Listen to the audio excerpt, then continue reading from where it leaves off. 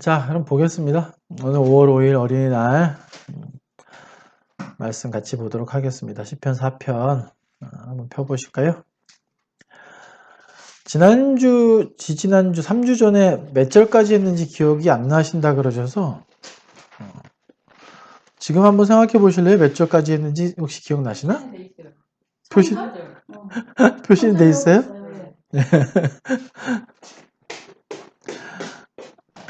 예, 맞습니다. 3절까지 했던 걸로 오늘 4절부터 오늘 시편 4편을 좀 맞춰볼게요. 한 번 정도 읽어보셨겠지만 다시 한번 읽어보겠습니다. 시편 4편. 다 피셨나요? 한 목소리로 또박또박 묵상하면서 천천히 한번 읽어볼게요. 시편 4편 말씀 시작.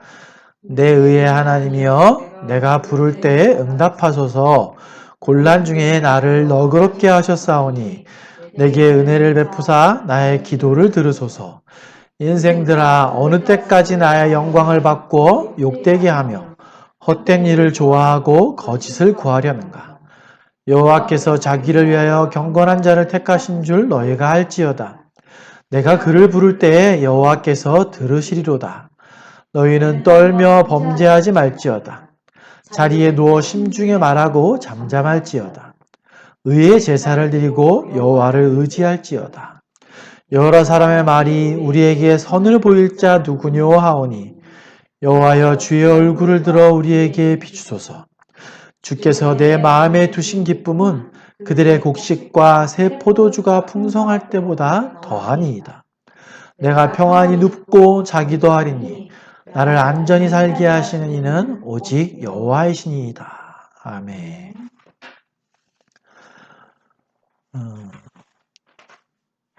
지지난주 말씀을 기억하시기가 좀 어려우실 테니까 시편 4편은 3편, 4편, 5편을 한번 같이 이렇게 보시면 시편 4편에 대한 뭐 이렇게 느껴지심이나 이런 것이 훨씬 좀 더 자세하고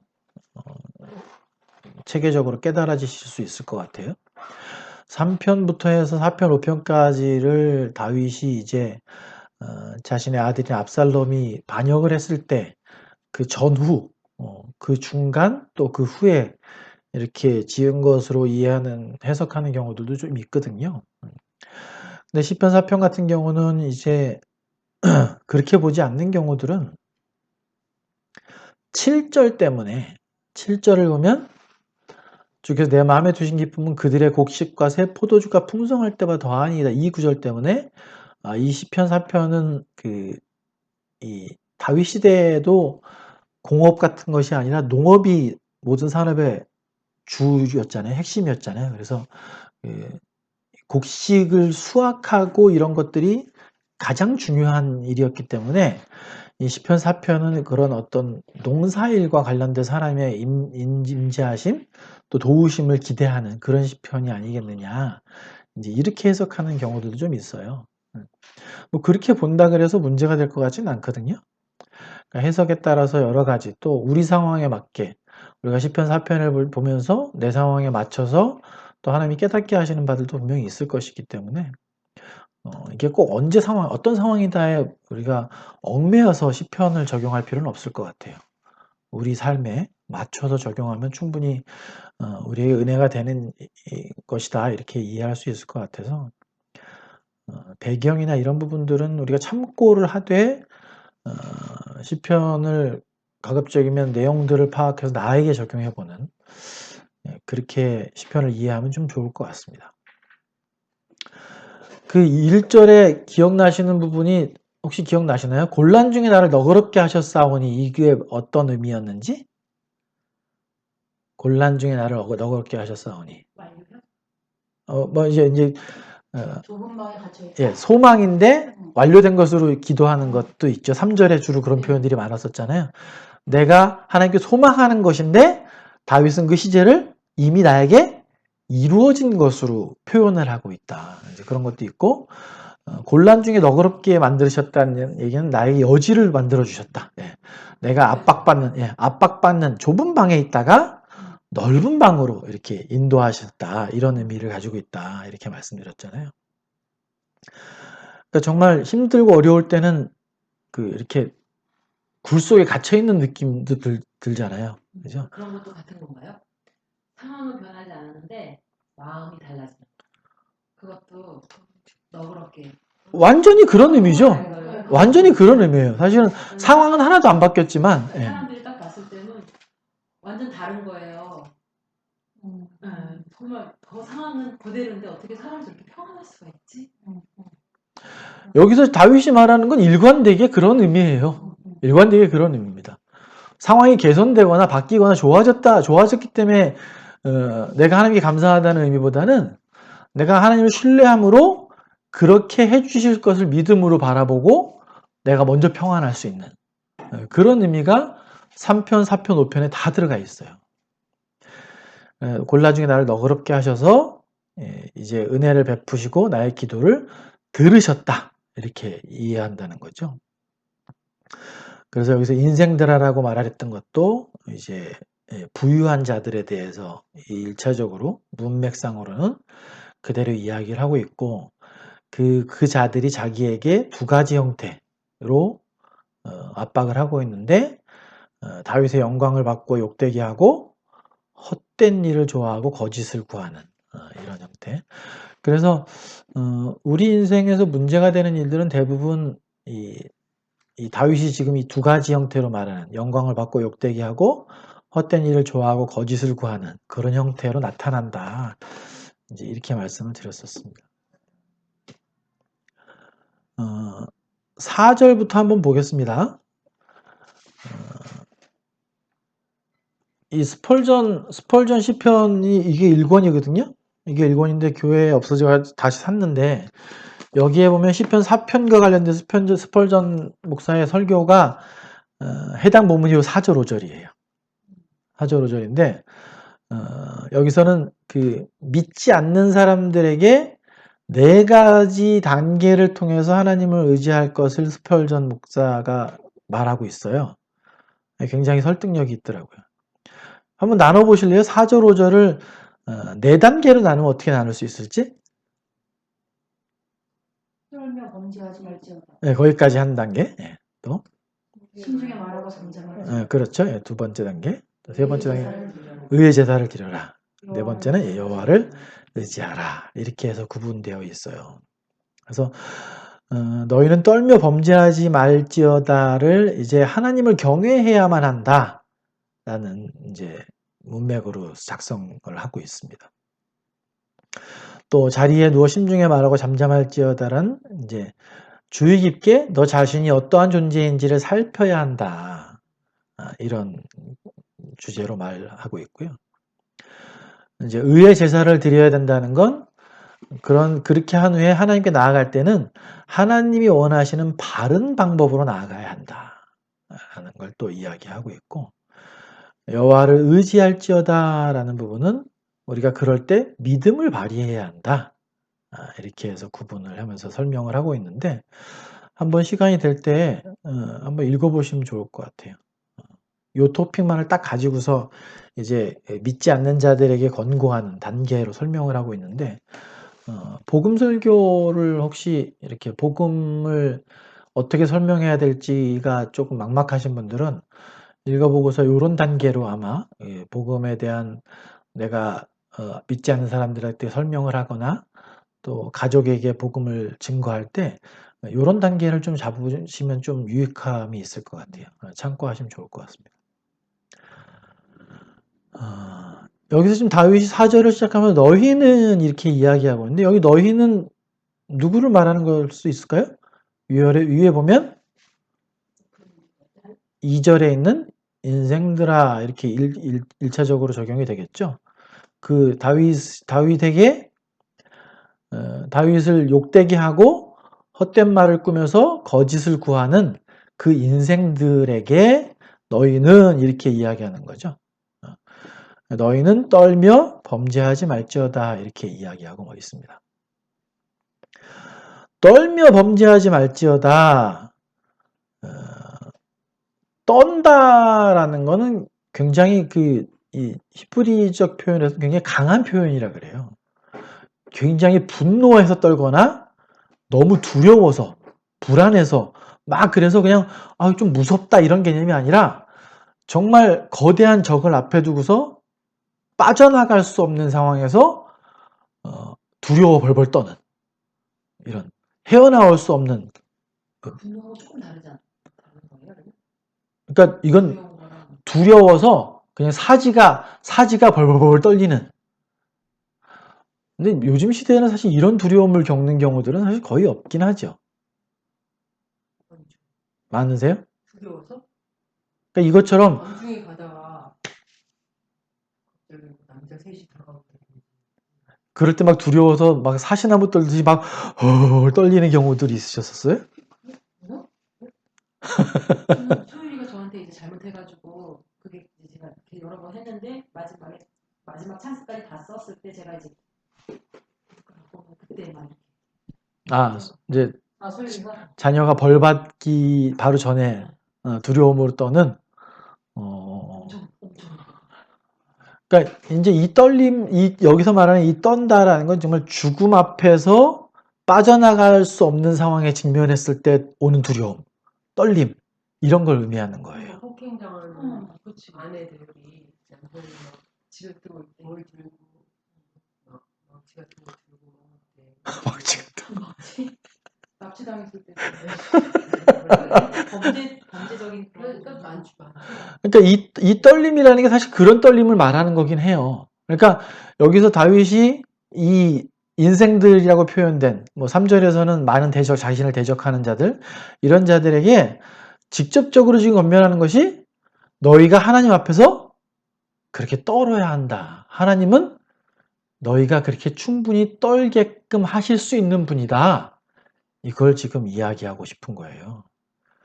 그래서 그렇게 떨어야만 하나님이 싫어하시는 것들, 그 죄를 안 할 수 있게 된다라는 거죠. 예. 그러니까 흔히 이제 지난 시편 3편에서도 잠깐 말씀드렸지만 우리가 잠언에 보면 여호와를 경외하는 것이 지식의 근본이거늘 미련한 자는 지혜의 한계를 멸시한다. 잠언 1장 7절에 나오거든요. 그러니까 여기서 우리말로는 경외한다고 해서 조금 약간 어떤 이 제사적인 또 어떤 경배적인 의미의 이 표현으로 좀 느껴지는데 사실은 여기서 여호와를 경외한다는 것이 두려워한다라는 거잖아요. 두려워한다라는 거거든요. 그래서 우리가 죄를 안 지을 수 있는 방법이 뭐냐 이렇게 생각해 봤을 때 두 가지 형태가 있을 수 있을 것 같아요. 우리가 죄에서 멀어지려면 떨어져 있어야 되죠. 근데 어떻게 떨어질 수 있냐는 거예요. 그렇죠. 예. 우리가 죄에서 멀어지려면 이 두 가지가 적절하게 잘 조율돼야 될 것 같아요. 하나님은 죄를 반드시 심판하시는 분이잖아요. 그러면 그 죄를 심판하시는 하나님이시라는 것에 대한 두려움, 그게 있어야 우리가 죄에서 멀어질 수 있어요. 그 두려움이 어떤 거냐? 이 떨림이라는 거예요. 그분 앞에서 내가 죄를 졌을 때 그분 앞에 정말 사시나무 떨듯이 떨 수도 있겠다. 그러니까 우리 이사야 지금 읽고 있지 않습니까? 이사야에 보면은 아직 범위가 안 됐을 것 같은데 이사야가 하나님의 성전을 직접 눈으로 목격해요. 스랍들을 봐요. 그럴 때 이사야가 벌벌벌 떨면서 그렇게 고백을 해요. 내가 이제 죽게 됐다. 내가 그분을 봤기 때문에 이제 나는 내 입은 부정하기 때문에 살 수 없다. 이러면서 두려워 떨거든요. 그런 것과 함께 우리는 예수님의 십자가를 알기 때문에 죄에 머물 수 없는 거죠. 하나님의 은혜와 사랑으로 인해서 죄에서 멀어질 수 있는 거예요. 근데 여기서 지금 4절에서 말하는 떨며 범죄하지 말지어다에는 어떤 의미가 더 강할까요? 범죄하지 말라고 지금 다윗은 인생들에게 권면하고 있잖아요. 아까 우리가 죄에서 멀어질 수 있는 두 가지 이제 도구가 있을 거라고 말씀드렸는데, 하나는 하나님을 두려워함으로 죄에서 멀어질 수 있고, 두 번째는 하나님의 은혜에 감사함으로 멀어질 수 있는데, 여기서 다윗이 죄에서 멀어지라고 이야기하는 건 첫 번째 의미겠죠. 그죠? 하나님을 떨며 범죄하지 말지어다라는 사실 그런 의미가 더 강하다. 이렇게 볼 수 있을 것 같아요. 우리가 그 죄에서 멀어지기 위해서 굉장히 노력을 많이 하지 않습니까? 살다 보면 하나님을 사랑함으로 또는 하나님을 두려워함으로 죄에서 멀어지려고 하지만 사실은 그게 잘 안 돼요. 우리 육신의 연약함 때문에 또는 세상에서 살다 보면 세상과의 어떤 그 세상의 영향을 받아서 죄 가운데 계속해서 머무는 경우들이 되게 많게 되는데, 그럴 때 우리 마음이 사실은 죄 속에 여전히 있는 나를 목격하게 되고, 또 기도할 때 그런 것들을 하나님께서 깨닫게 하실 때 사실은 마음이 정말 많이 상해야 되거든요. 상하고 애통해져야 돼요. 내가 하나님을 정말 사랑하는데, 내가 하나님을 정말 감사함으로 하나님의 은혜가 너무 깊다고 깨닫는데 왜 나는 이 죄에서 이렇게 돌이키질 못할까? 그럼 그 시간에 그 죄를 깨달으면서 기도할 때 그냥 아유, 하나님 그냥 어쩔 수 없는데 그냥 고쳐주세요. 뭐 부족하지만 어쩔 수 없네요. 이렇게 기도가 될 수 있진 않을 거 아닙니까? 너무 애통할 거 아니에요? 그걸 또 마음이 상하게 되고. 마태복음 5장 4절에서 산상수훈 할 때 예수님 분명히 이렇게 말씀하시잖아요. 애통하는 자는 복이 있나니. 뭘 받는다? 그들이 위로를 받은 것. 그 죄 때문에 애통해서 받는 위로는 어떻게 된다는 의미예요? 네, 벗어나게 해주시겠다는 의미예요. 그 죄로 인해서 마음이 상하고 애통한 마음을 하나님께 가지고 가서 계속해서 자복하고 하나님께 통회하게 되면 하나님이 위로해 주실 거라는 거예요. 여기서 잘못 이해하면 그래 죄 져도 괜찮아 이렇게 위로하신다? 아유 전혀 그 말이 아니라 우리가 그런 애통하는 마음을 갖고 하나님 앞에 나아갈 때 그 죄에서 벗어날 수 있게 해주시겠다, 도와주시겠다, 그런 의미잖아요. 그래서 다윗의 겉면이 대적자들에게 말하고 있긴 하지만 우리가 이 하나님 앞에 죄를 여전히 범하고 하나님 앞에 죄에서 벗어나지 못할 때 하나님에 대한 이 두려움을 좀 다시 한번 마음속에 깨닫고 애통해야 될 필요가 분명히 있습니다. 우리가 여기 보면 이제 다윗을 대적하는 자들이잖아요, 결과적으로. 여기서 지금 4절에서 말하는 다윗이 너희는 이렇게 말할 때 자신을 대적하는 자들에게 하나님을 두려워함으로 떨고 죄에서 돌아설 걸 주문하고 있어요. 근데 죄에서 떨며 두려워하려면 다윗은 어떻게 하라고 지금 행동적인 요청을 하고 있죠. 그 뒤에. 어떻게? 예. 자리에 누워 심중에 말하고 잠잠할지어다 이렇게 얘기하고 있어요. 하나님을 두려워하며 떨며 너희가 죄에서 돌이켜야 돼. 그러기 위해서 너희는 잠잠히 너의 자리에 누워서 네가 지금 무엇을 하고 있는지 너에게 물어보고 잠잠할지어다 뭐예요?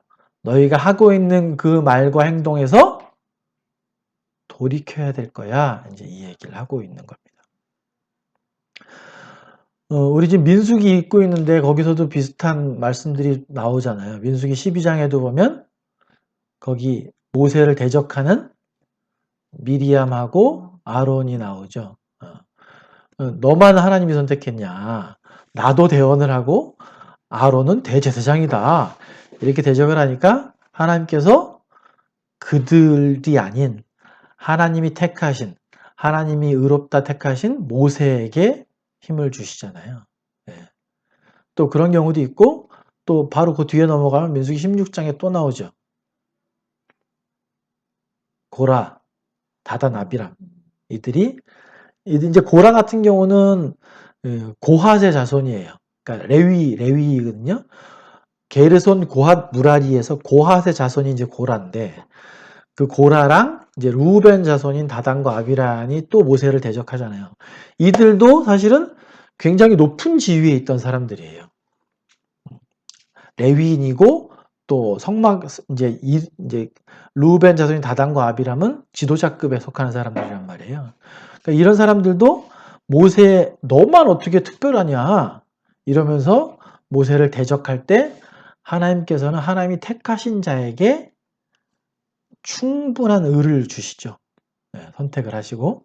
그러니까 모세는 지금 이 대적자들에게 하나님께서 나에게 충분한 의를 주셨고 내가 그러므로 하나님 앞에서 의로울 것이다. 이걸 주장하고 있는 거예요. 그러니까 어떻게 보면 까딱 잘못 생각하면 이건 좀 교만한 거 아니냐 이렇게 생각할 수도 있지만 사실 전혀 그렇지 않죠. 내가 의롭다라고 하는 근거에는 그 뒤에는 하나님이 계신 거잖아요. 나의 어떠함으로 의로운 것이 아니라 하나님의 의로우심으로 내가 의롭다라는 거거든요. 그러니까 이것이 확실하기 때문에 다윗은 좌절하지 않는 거예요. 자기의 어떠함 때문에 좌절하지 않는 것이 아니라 하나님으로부터 오는 의로 인해 내가 좌절하지 않는다라는 거거든요. 그래서 대적하는 사람들에게 이렇게 이야기할 수 있는 거예요. 여기서 이제 자신의 심중에 말하고 이렇게 이야기하지 않습니까? 내 마음에 말한다. 이게 어떤 의미일까요? 내 마음에 말하는 것. 우리가 보통 이제 그런 건가요? 네.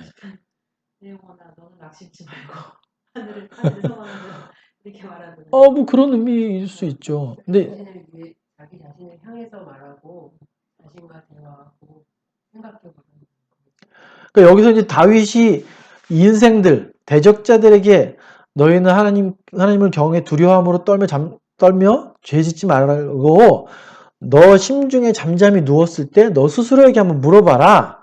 너가 하는 것이 정말 하나님이 보실 때 합당한 일일 것 같냐? 이걸 너 심중에 잠자리에 누워서 그러니까 이 자리에 누웠다는 의미는 아무 방해도 받지 않는다는 의미잖아요. 그리고 내 심중에 솔직하게 나 스스로와 대화할 수 있는 그런 시간을 가지라는 얘기거든요. 그러니까 우리는 이제 기도 시간을 통해서 이제 이런 일들을 하지 않습니까? 이제 기도 시간을 통해서 오늘 하루 동안 하나님 앞에 내가 범죄한 일이라든가 또 왜 그렇게 할 수밖에 없었는지 이런 것들을 하나님께 자복함으로 하나님께서 내 속에 계신 성령님으로 깨닫게 하시고 돌이키게 하시는 이 축복이 사실은 어마어마한 것이거든요. 근데 다윗은 그것을 비슷하게 적용을 하면서 대적하는 사람들에게 이야기하는 거예요. 너가 심중에 잠잠히 누웠을 때 다른 거 영향 다 안 받는 상태에서 잠자리에 누웠을 때 과연 너가 하는 일이 하나님이 기뻐하실 만한 일인가를 잠잠히 너 한번 생각해 봐라. 그랬을 때 너가 과연 지금처럼 하고 있는 일이 옳은 일이냐? 이제 이렇게 구별해 보라는 겁니다. 지금 말씀드렸지만 여러분 이제 자리에 누워서 심중에 말할 때 어떤 생각들이 주로 드시나요? 특히 기도할 때라든가 이럴 때 우리는 기도할 때죠. 할 때는 자기랑 대화하지 않는 그러니까 여기서 이제 이 사람들은 하나님에 대한 두려움이 있는 게 아니다 보니까 너 스스로에게 물어보라 이렇게 이야기를 하지만 우리는 사실 그런 건 아니죠. 우리도 이런 상황이 있을 거 아니에요. 우리는 주로 말씀 읽을 때, 묵상할 때, 그럴 때 저 자신하고 그런 의미일 수도 있죠. 예. 자리에 누워 있다라는 것이 꼭 잠자리에서만 말하는 것은 아닐 테니까. 우리가 이 상황에서 보면은 우리도 막 곤란 중에 막 떨며 막 그런 여기서 보면은 떨면한 뜻이 이제 분노하면서 아니요 분노라기보다는 두려워 하나님을 두려워. 그러니까 우리 상황에서도 범죄할 수 있는 이제 그런 상황들이 있잖아요. 네. 그런 상황에서 이제 어떻게들 하시는지 그렇게 나누는 게 괜찮을까요? 그렇죠. 그런 의미로 봐야 돼. 여기 본문에 의한 의미는 이제 성혜자매님 말씀하시는 의미가 더 맞을 것 같아요. 예. 내가 죄의 유혹에 빠져 있을 때 이 죄를 계속 하려고 하는 자신의 이 옛 자아로 따라가고 있을 때 하나님에 대한 두려움은 분명히 있는데 내가 심중에 누워서 기도할 때 말고 누워서 스스로 내가 계속 이걸 왜 하려고 할까? 네 마음속에 지금 뭐가 있니? 이렇게 스스로에게 자문하고 물어볼 때 그런 의미일 수 있겠죠. 근데 네. 우리가 볼 때는 사람하고 사람 간에 이제 언쟁이나 이런 걸로 갈 수 있는 상황들이 있잖아요. 네. 그렇게 더 자꾸 하다 보면은 범죄할 수 있게 되고 그 상황에서는 이렇게 갑자기 자리에 누워 막 이렇게 할 수가 없는 그런 상황들에서는 어떻게들 하세요? 급박한. 그러니까 막 두 분이서 뭐 언쟁이 있거나 특히 부부간에 그런 것들이 많잖아요. 저는 앉아서 이렇게 하는 것 같아요. 막 누구 치닫고 있는데 갑자기 앉아 이렇게. 아니 이렇게 마음으로 들어가고 한번 회오리가 몰아친 후에 그러니까 그런 경우들이 많은 것 같아요. 근데 여기는 회오리가 몰아칠 때 어떻게 하냐 이거예요? 아니 범죄하지 말지어다. 범죄하지 말지어다라는 얘기는 하기 전에 이제 이렇게 하라는 얘기잖아요. 그렇지. 그거 범죄를 아니에요. 막아라. 이미 회오리 쳐가지고 가가지고서 막 그런 게 아니라 그런 상황에서 내가 막 범죄로 갈 수 있는 뭐 포원을 할 수 있는 상처 주는 말을 할 수 있는 그런 상황 직전에서 이렇게 하라는 얘기잖아요. 범죄하지 말라는 얘기잖아요. 하고 나서 이렇게 하라는 게 아니라. 그러니까 그 하고 나서도 더 범죄로 갈 수도 있잖아요. 그러니까 그런 경우 저는 그 초기가 그때 어떻게 하는지. 초기에는 저는 기도하는 것 같아요. 얘기하면서 오영이랑 얘기하면서 기도하는 거. 감정이 막 격해지지 않고 이제 격해지지 않도록. 근데 그게 정말 힘든 것 같아요. 그 마음이 하나님께서 마음을 이렇게 만져주시는 내 지금 하고픈 대로 이게 치닫는 거잖아요. 너무 급박하잖아요. 네, 마음이 그냥 막 가잖아요. 그거를 막아주실 분은 하나님밖에 없잖아요. 그 순간에 내가 막을 힘이 없잖아요. 그 기도하는 거죠. 대화하면서도 계속 기도하게 되고 계속 다시 십자가를 생각하게 되고. 그래서 저는 이제 여기서는 내가 이제 할 수 있는 그런 내가 이제 다른 사람의 그게 아니라 이렇게 충분히 떨어져서 생각할 수 있는 이런 시간적인 이런 거에서보다도 같이 막 사람 간의 대인 관계에서도 거기서는 이렇게 하기가 힘드니까 저는 이게 참 힘들더라고요. 그러니까 이게 미리 그러니까 그게 막 언쟁이 오가는 가운데서는 기도라는 건 바로 그냥 정지가 되겠네요. 기도하면서 이게 누구를지. 그렇지. 기도를 하게 되면 누그러지는 건 너무 당연한데 기도를 생각 못할 때가 많지. 나가다 보면. 근데 뭐 예를 들어서 이런 건 있잖아요. 그러니까 그건 좀 이건 다른 것 같아. 예를 들어서 얘한테 얘기할 게 있을 때 미리 기도하고 얘기하는. 그래서 그때는 기도하면서 계속 대화를 하면서도 계속 기도를 하는 거지. 이런 거는 가능한데 이게 막 언쟁이 요구하는 가운데서 기도하기는 쉽지 않아. 근데 여기 지금 자리에 누워라고 돼 있잖아요. 이런 경우 있잖아요. 어떤 사람하고 좀 되게 안 좋은 일이 있었어요. 집에 돌아갔어요. 부들부들 막 떨리는 거죠. 분이 나고.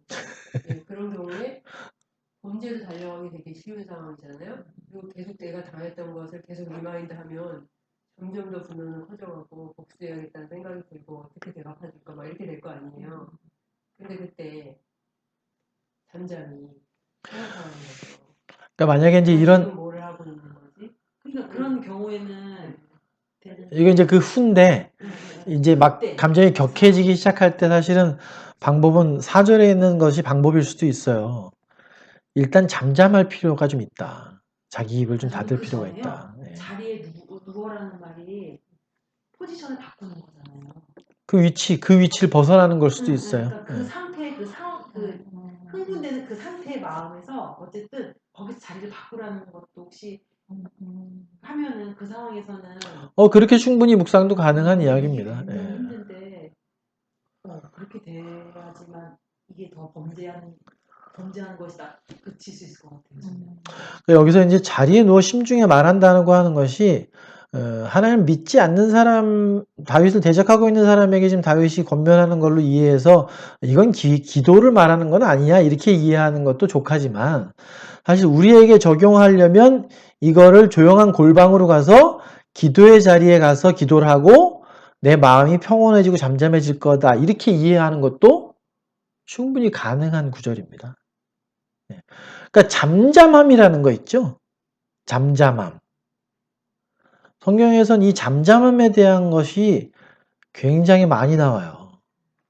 특히 누구 앞에? 하나님 앞에. 하나님 앞에. 하나님 앞에 잠잠한 것이 만약에 우리 마음이 격동돼 있거나 또는 어떤 막 문제들이 막 생겼을 때 하나님 앞에 있다라면 그 문제나 마음의 격동됨이 그대로 유지되진 않을 거 아니에요. 욥 같은 경우도 하나님 나랑 변론합시다. 막 그렇게 친구들하고 수많은 이야기를 했지만 하나님께서 딱 나타나서 너 대장부처럼 허리를 조이고 내 말에 답변해라. 그러니까 욥이 입을 띄지 못하는 잠잠하게 되는 이런 상황처럼 시편에 보면 굉장히 많이 나옵니다. 한두 가지만 찾아볼까요? 우리 시편 37편 한번 가보시겠어요? 이 잠잠함은 하나님의 인도하심의 결과로 잠잠하게 되기도 하지만 하나님의 인도하심을 기대하면서 잠잠해질 수도 있는 거예요. 7절에 한번 보십시오. 여호와 앞에 잠잠하고 참고 기다리라. 자기 길이 형통하며 악한 꾀를 이루는 자 때문에 불평하지 말아라. 우리 기도가 물론 하나님 앞에 정말 탄식하는 기도를 할 수도 있긴 해요. 아버지 앞에 못할 기도가 없겠죠. 그러나 우리의 기도 중에서 다른 사람한테 당하는 억울함이나 이런 것 때문에 하나님께 불평불만하는 거 가능하긴 하지만 하나님 앞에 그런 것들 잠잠히 참고 인내하는 게 필요해요. 믿음 때문에 그렇게 할 수 있는 거예요. 믿음 때문에. 사탄의 잠잠함은 이거는 아니죠. 그렇죠. 예. 이거는 이제 결과적으로 보면 너희가 여호와를 두려워하고 떨며 범죄하지 말아라. 그래 너희가 심중에 말하고 너희가 잘못됐다는 걸 깨닫고 지금 하고 있는 거짓을 퍼뜨리고 또 다윗의 의를 없애려고 하는 이런 행위들을 중지하라. 이제 이런 의미거든요, 여기서는. 근데 우리가 하나님 앞에 또는 우리 마음이 격동될 때 이 잠잠함을 유지하는 건 굉장히 필요합니다. 62편 한번 가보세요. 62편 1절하고 5절에도 나의 영혼이 잠잠히 하나님만 바라며 나의 구원이 그에게서 나오는도다. 5절도 나의 영혼아 잠잠히 하나님만 바라라. 물은 나의 소망이 그로부터 나오는도다. 이렇게 이야기합니다. 하나만 더 볼게요. 하박국 한번 가보시겠어요? 하박국 2장. 하박국 2장. 20절에 보시면 같이 읽어볼까요? 2장 20절. 시작. 오직 여호와는 그 성전에 계시니 온 땅은 그 앞에서 잠잠할지니라 하시니라. 예. 우리가 하나님 앞에서는 사실은 하나님이 내 부족함이나 내가 원하는 바를 모르시는 분이 아니시고 그렇기 때문에 하나님 앞에서 내가 잠잠할 수 있다는 것도 큰 복이죠. 예. 거친 풍랑이 우리가 막 그런 상황이면은 막 내 안에 막 풍랑이 일잖아요. 예. 회오리 바람이 불죠. 근데 예수님이 그 풍랑을 꾸짖어 잠잠하라고 했잖아요. 그러니까 그렇게 하실 수 있는 분이 예수님이신 거예요. 그런 경험들 많이 하시잖아요. 예, 그런 경험들 많이 하시죠. 이 풍랑을 어떻게 할 수가 없어요. 그냥 주님은 하시잖아요. 하나님은 그 기도하면 하나님 다 해주세요. 그때 하나님을 찾고 하나님을 의지하는 게 중요한 것 같아요. 힘들지만 그럼에도 불구하고 우리가 하나님께 도와주세요. 내가 하려고 하지 않고 내가 할 수 없으니까. 내가 할 수 없으면 이거 하고. 근데 그런 경우 있잖아요. 근데 내가 한 번만 딱 하면은 진짜 끝날 것 같은 거예요. 이길 것 같아. 그 상황에서는 그런 거 생각을 못 하잖아요. 이길 것 같아. 그러니까 그런 것도 다 이렇게 잠잠하게 풍랑을 하나님께서 꾸짖어가지고 잠잠하게 하셨듯이 예수님이 그런 게 되게 중요한 것 같아요. 이제 그런 경험들 있으시죠? 뭐 가장 쉽게 접할 수 있는 예가 이제 부부싸움을 해서 감정이 진정이 안 돼요. 그래서 사과할 때까지 말 안 할 거야라든가 이 싸움이 계속 유지가 될 때 하나님께서 갑자기 마음을 잔잔하게 해주시는 때들이 있죠. 있죠. 저요. 있죠? 어제 싸웠는데 되게 어제 싸웠는데 너무 편안한데. 아니 그러니까 그건 혼자 평안해지는 거 말고 내가 가서 먼저 내가 잘못한 게 없지만 가서 먼저 사과하고 관계를 회복하는 단계를 말하는 거예요. 그러니까 이렇게 그런 적 많잖아요. 기도하기 싫어. 왜? 기도하면 분명히 하나님의 마음을 바꾸실 텐데 그거 아니까 기도하기 싫어. 그래서 기도 안 하는 거예요. 막 이러고 있는데 가서 말을 그러다 해도 그 이제 사람이 안 받아줄 수 있어. 기도를 하고 아니, 그러면 기도를 받아줘요. 하면 마음을 받아줘요. 확 바꾸시잖아. 그러니까 가서 내가 잘못한 것처럼 없어도 마음을 바꾸셔갖고 가서 얘기하게 하면 그래도 얘기하게 하시는 거야. 네. 그럼 상대방이 받아줘요? 안 받아줄 때도 안 있고. 받아줘도 상관없어요. 근데 안 받아줘도 그거 상관없어. 나는 내 마음은 평안해요. 네. 왜냐하면 나는 하나님의 뜻대로 그럼요. 행했으니까요. 네. 저는 예전에 기도할 때 하나님 근데 안 받아주면 어떡해요? 저 더 상처받아요. 막 이랬었는데 상처도 안 받아요. 바꿔주셔갖고 예. 마음을 완전히 다 바꿔주시는 예, 거예요. 예, 바꿔주셔갖고 안 예. 받는 거야. 맞습니다, 그 사람이 맞습니다. 어떤 결과를 보고서 내가 바뀌는 게 아니라 하나님은 나에게 하라는 대로 명령하셨고 하라는 대로 나는 하셨는데 하나님 말씀대로 했고 하나님 예. 그 하나님 저 순종했습니다 이렇게 되는 거예요. 네. 말을 그러면 하나님이 평안해지죠. 얼마나 아니 그런 거 있는 것 같아. 그래서 저 하나님 또 마음 분명히 바꾸실 텐데 저 기도 안 할래요 말하다가 기도하잖아 이제. 그리고 옛날에 요새는 저희가 거의 싸우는 일이 없는데 예전에 이제 많이 싸우고 네? 뭐라 그러셨어요? 저희도 없어요. 그래도 가끔가다 진짜 가뭄에 콩나듯이 하여튼 그런데 예전에 막 다툴 때 다투고 나서 우영이는 좀 말을 안 하는 스타일이거든요. 근데 저는 빨리 이제 풀려고 하는 스타일이고 그래서 이제 뭐 마음이 제 마음대로 이게 안 움직일 때 이제 기도하면 하나님이 먼저 가서 손을 내밀라고 하시잖아요. 그럼 이제 가서 얘기를 하는데 저쪽은 전혀 이제 풀리질 않았기 때문에 근데 그래도 하나님이 그렇게 하라고 하셨을 때 제가 그렇게 하면 제 안에 어떤 양심의 거리낌이 없고 마음의 평안을 주신단 말이에요. 그럼 이제 저는 되게 하루 동안 편안해요. 편안하고 막 이렇게 재밌게 막 그러면 오영재가 더 화가 나? 네 그런 저를 보고 나만 이해를 못하는 거예요. 아니 근데 그런 경우도 있고 그런 경우도 있지만 또 이렇게 가서 얘기했을 때 상처받은 적도 있는 것 같아요. 상처받은 적도 있고 아니면 그 사람이 어떠한 반응을 보였어도 내 마음이 아무런 용치는 게 없고 그게 편안했던 적도 있었던 것 같고 다른 것 같아요. 그러니까 우리가 사실은 이제 지금은 부부 관계에서 어떤 부부 싸움이라는 아주 작은 거를 이야기했지만 사실은 그 마음에 일어나는 과정들은 사실은 인생에서 큰 어려움을 닥칠 때랑 별도 다르지 않더라고요. 하나님의 의지에 신뢰함으로 의지한다라는 건 내가 처한 일의 크고 작음과는 사실 별 차이가 없어요.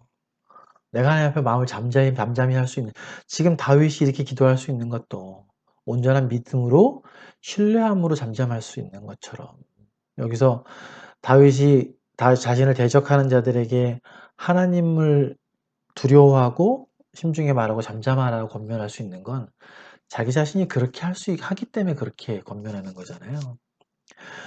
그러니까 이게 우리 삶에서는 이 하나님을 의지하고 그분 앞에서 잠잠할 수 있는 것이 얼마나 큰 복인지 모르겠어요. 예. 흔들리지 않는다는 거잖아요. 그러려면 깨어있어야 돼요. 깨어있지 않으면 다 끝나고 나서 다 퍼붓고 나서 이제 나중에 이제 그 다음에 정신이 드는 그 다음에 잠잠해. 그 다음에 잠잠해. 얼굴 빨개지고. 그 전에는 막 분노가 폭풍처럼 밀려왔는데 그때부터는 후회가 폭풍처럼 밀려오죠. 이제 스펄전이 얘기한 것처럼 세 번째 단계 이제 의의 제사를 드리는 거는 사실 이들에게 하나님을 두려워하고 떨며 범죄하지 않는다는 얘기는 너희가 하나님을 인정하라는 의미죠.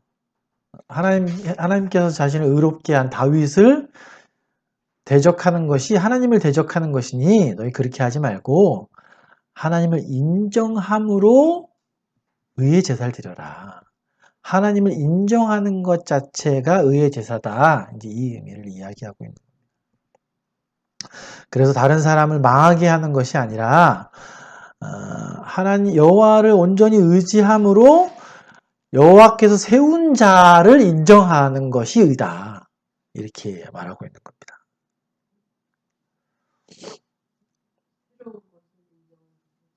여호와께서 세운 자를 인정하는 것. 예, 그렇죠. 근데 이제 마음을 고쳐먹고 다른 마음으로 나간다는 그런 뜻으로. 그렇죠. 그렇게 이해할 수도 있죠. 그러니까 여호와를 두려워함으로 죄에서 멀어지고 너희 스스로 심중에 하나님이 과연 정말 그러하신가를 묵상해보고 마음을 잠잠히 함으로 하나님 앞에 의의 제사를 드릴 수 있게 될 것이고 그러면 여호와를 의지할 수 있게 될 것이야. 이 이야기 과정들을 설명해주고 있다고 볼 수 있어요. 근데 그 다음에 이제 아주 반전의 말들이 나오죠. 그 중에 잠깐만 설명드릴 건 이제 의지하라라는 말 있잖아요, 여기. 의지하라.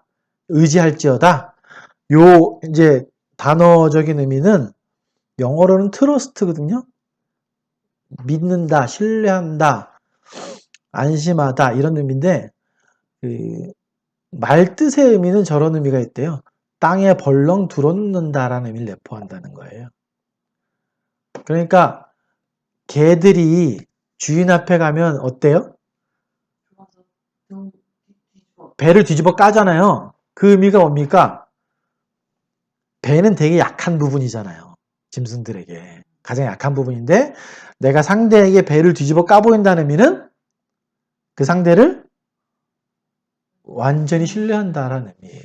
그래서 원어적인 의미, 내가 하나님을 신뢰한다는 의미는 그분 앞에 내가 자복하고 배를 뒤집어 까고 있다. 이런 의미일 수 있는 거예요.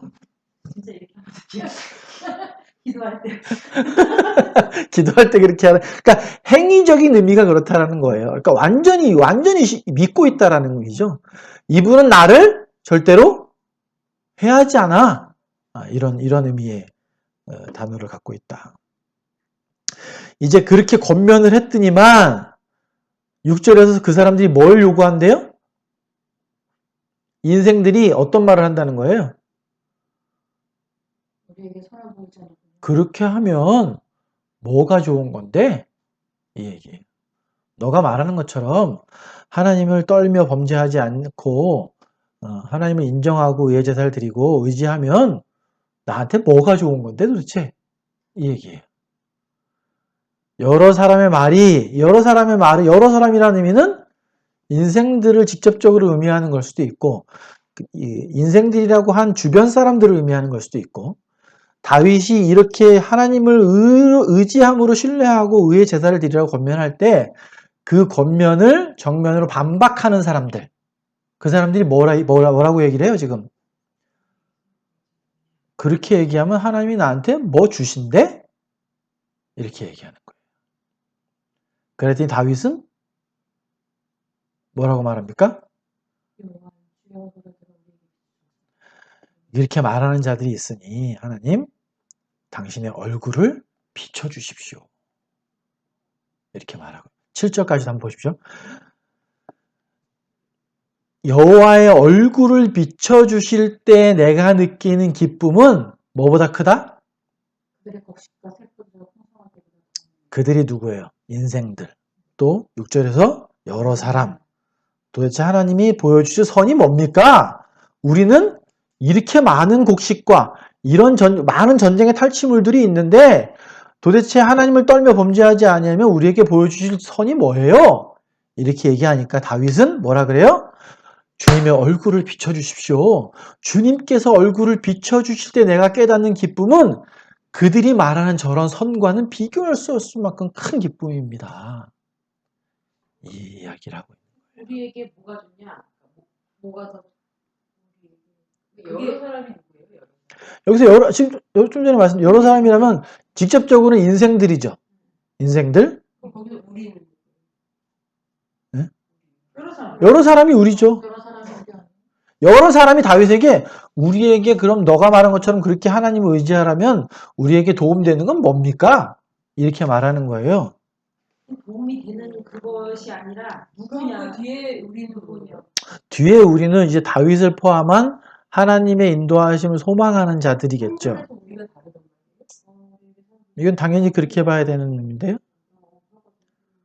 네, 당연히 그렇게 봐야 되는 의미입니다. 근데 아니 우리한테 좋은 게 뭡니까 하면 당신들한테 좋은 건 뭡니다라고 대답을 해줘야 되는데 그러니까는 무엇인가 아니라 그 사람이 누구냐 이거 같아요.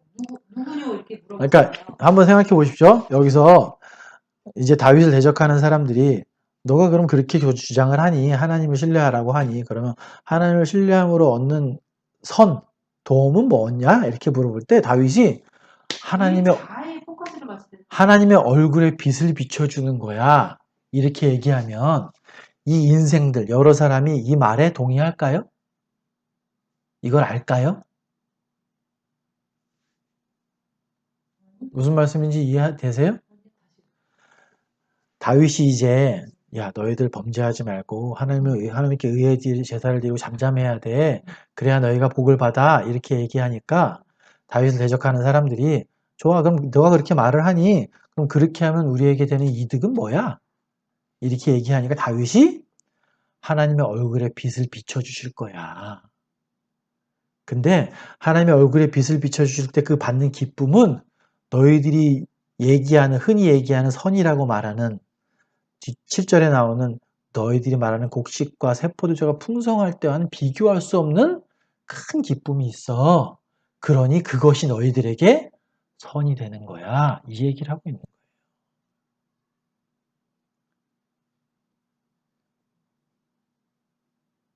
이해 안 되세요? 그러니까 이 사람들은 그걸 선으로 받아들일까요? 전혀 안 받아들이겠죠? 알질 못하죠?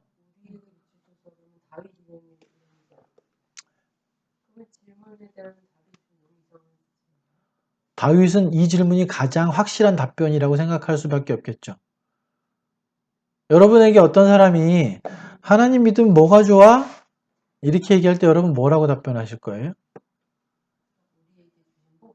네. 야, 교회 가야 돼. 예수님 믿어야 돼. 이렇게 얘기할 때 여러분 친구분들이 하나님 믿으면 좋은 나에게 이득되는 선이 뭐니? 그럴 때 여러분 뭐라 그러실 거예요? 여기 7절처럼 곡식과 포도주가 풍성해져서 좋아 이렇게 답변하실 거예요? 아니잖아요.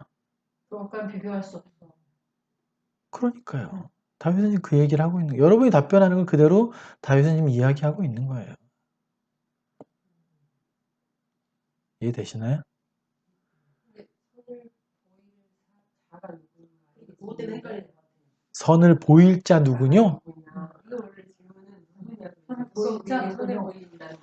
그러니까 그 의미라면 다윗 자체가 선을 보여주는 게 지금 7절의 의미라고 이해할 수 있는 거예요. 다윗 자신을 다윗은 이야기하고 있는 거죠. 사람이라면 보일 자가 누구냐 이렇게 얘기할 때 다윗은 지금 이들이 선을 보일 자를 요구하니 여호와께서 당신의 영광을 내 얼굴에 비춰주십시오. 그러면 그들이 누리는 곡식과 포도주가 풍성할 때보다 내가 훨씬 더 기쁠 거예요. 그걸 저들이 볼 수 있을 겁니다. 이 얘기를 하는 거죠. 무엇이냐보다도 우리에게 선을 베푸는 사람이 어떤 사람이야? 너네 이렇게 하지. 우리 하나님은 이런 기쁨을 주셔. 이런 뜻 아닌가요? 그런 의미도 받아도 되죠. 이게 보일 자가 누구냐 이렇게 해서 그 사람으로 한정지어서 자꾸 생각하실 필요는 없고요. 하나님은 이런 거에 기쁨을 전혀 어려운 구절이 아닌데 네. 제가 설명을 제대로 못 드려서 그런가? 그러니까 무슨 의미인지는 아시겠죠? 네. 무슨 의미인지는 아시겠죠? 이런 그러니까 헷갈리죠. 여러분이 저렇게 하실 수 예를 들은 것처럼 야, 왜 교회 가라고 자꾸 얘기해? 교회 가면 뭐가 좋은데? 그 질문은 많이 그럴 때 뭐라고 답변하세요?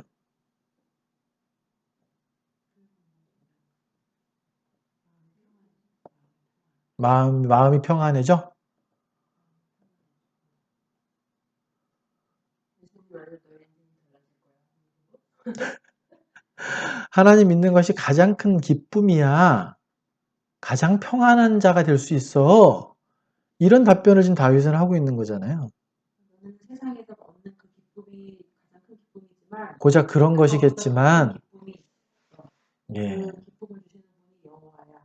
이렇게 되는 거의 거죠. 그런 의미죠. 그 질문을 받자마자 다윗은 기도하는 거잖아요. 주님, 비추소서, 나를 비추소서. 그렇죠. 기도했다고 볼 수도 있는 거죠. 누구냐 마음이 아까 누가 와서 뭐 교회 다니는 게 뭐가 좋아에 대한 질문 답하고는 조금 다른 거 어떻게 다르죠, 그게? 이 지금 여러 사람이 말을 하잖아요. 너가 지금, 다윗이랑 똑같이 말을 해보세요. 어? 아니, 다윗이랑 똑같이 말을 해보세요. 다윗에게 가서 하나님을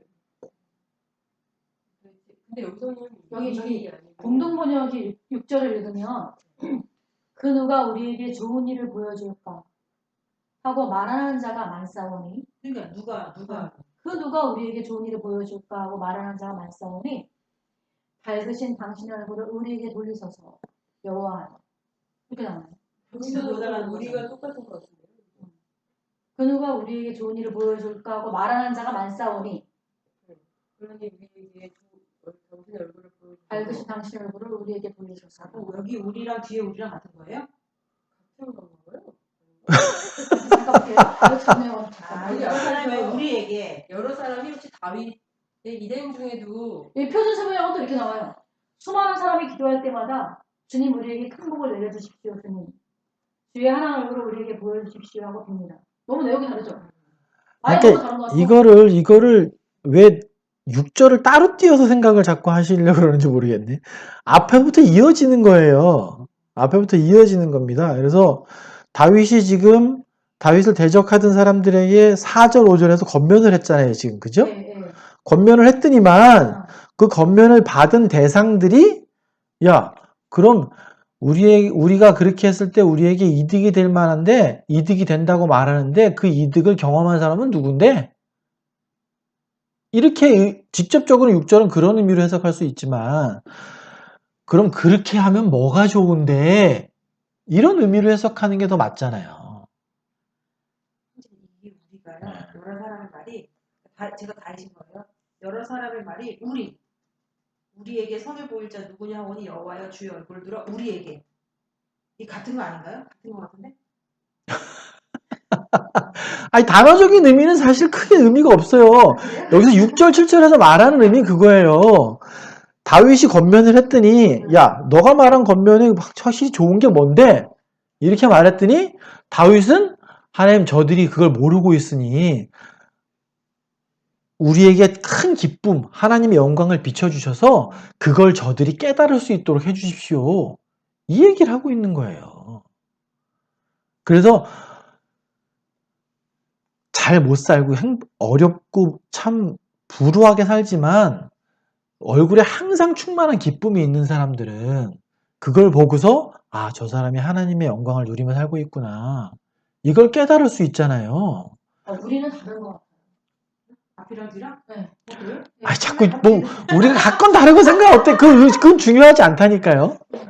다윗은 지금 이게 중요하죠. 4절, 5절 다윗은 지금 연결해서 보면 그러니까 지금 계속 얘기하는 거잖아요. 무서워하여라. 다시는 죄짓지 말아라.